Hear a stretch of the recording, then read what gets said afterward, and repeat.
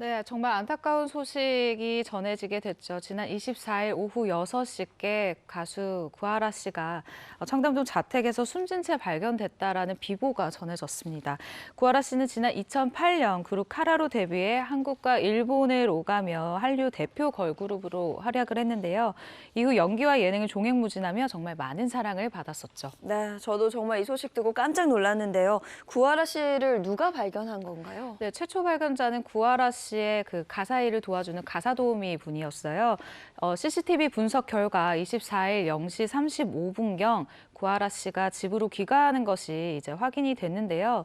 가사 도우미를 이제 해주시는 분이 구하라 씨와 꽤 오랫동안 호흡을 맞춘 분이었고, 예. 그리고 또 굉장히 또 친밀한 관계를 유지했던 분이래요. 그래서 아무래도 구하라 씨가 최근에 이슈가 많았기 때문에 다음 날에 가겠다, 뭐 이 정도의 연락을 한 것으로 보이는데 구하라 씨가 답장이 없었던 거예요. 네. 그래서 이분이 너무 걱정이 돼서 일단 이 집에 방문을 했고, 이분 전에 또 구하라 씨 집에 방문했던 사람은 없었다라고 예. 합니다. 네.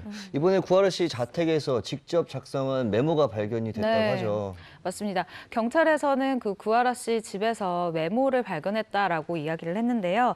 메모는 사망 현장인 거실, 자택 거실 탁자 위에 놓여 있었습니다.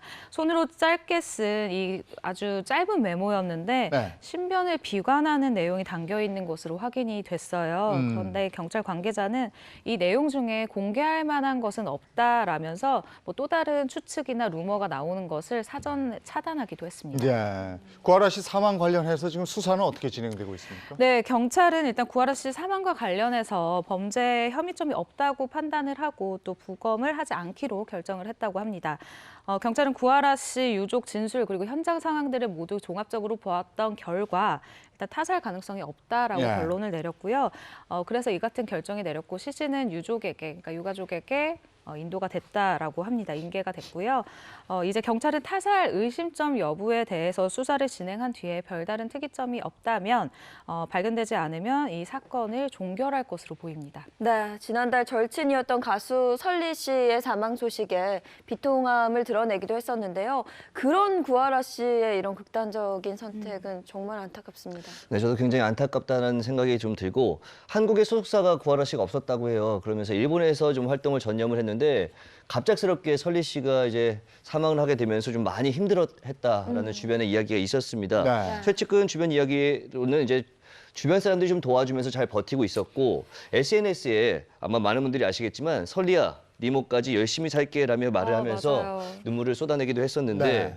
힘든 시간 속에서도 좀 버티겠다라는 어떤 강한 의지와 다짐을 보여줬기 때문에 이번 비보가 더욱더 좀 충격적이고 좀 실감되지 않는 것 예. 같습니다. 아니 거기다가 구하라 씨도 끊임없이 악성 댓글에 시달리고 이랬다면서요.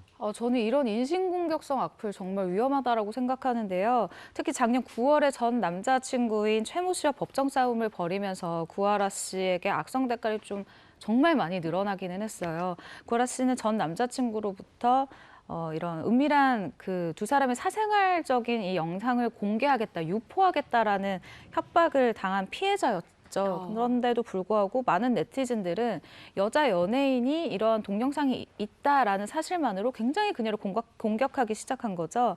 그리고 마찬가지로 구하라 역시 뭐 남자친구의 폭력을 휘두른 것이 아니냐라는 논리로 굉장히 많은 악성 댓글을 달기도 했습니다. 네.